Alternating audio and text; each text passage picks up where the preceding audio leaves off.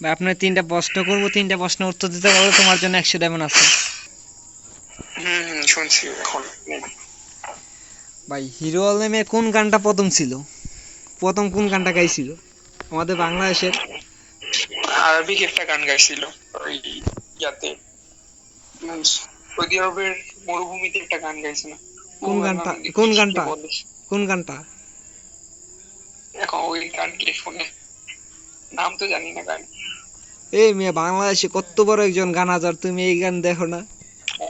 কে কে না রে, কত বড়। মেয়ে বাংলাদেশে নাম্বার 1 গান হাজার, তুমি চেনো না?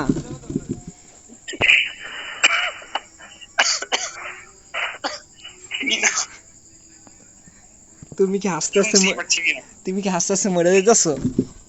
না, হাসবো না মানে, এই মেয়ে তুমি ওর গান- বাংলাদেশে এত বড় গান হাজার চেনো না? ওর তো চিনি, এখন ওর গান যে কোনটা আল্লাহ জানে। কি সুন্দর সুন্দর কে গান গা, বলে? ছু আমি আ- লিচু।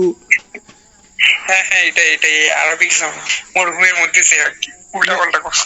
মেয়ে তুমি তো পারোই নাই, কি উল্টা পাল্টা গান গা। মেয়ে ওর ভক্ত আমি, খুব খুব বড় ভক্ত। মেয়ে ওর গানগুলো, মেয়ে আমি আমার এই গানগুলো আমি গান লাগাইলে ঘরে 2-3টা কুত্তা মাইন পড়ে যাই। কি বলতাম? মানে আমি মিউজিকটা মনে পড়ছে বাট গানের নাম তো জানি না, কিন্তু এটা মনে হচ্ছে যে আরবিক একটা গান, যেটা পুরো গানের 12টা বাজে ছিল। কি গান দেখো, আমি তো হিরো আলমে গান দি দৈনিক 4-5 বার শুনি।